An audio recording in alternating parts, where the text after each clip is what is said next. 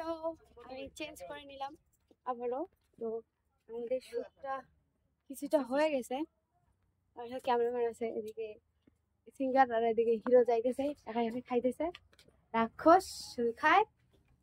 তো ছাড়, তো আমি এদিকে যাইতেছি, এখন শ্যুট হবে আমাদের 40% না 50% শ্যুট কমপ্লিট হয়ে গেছে, আর অনেকটাই আছে। যাই হোক, তো শ্যুট আশা করি খুব ভালো হবে। এটা তোমরা ভিডিওটা দেখতে পারবে এনএস ফিল্মস চ্যানেলে।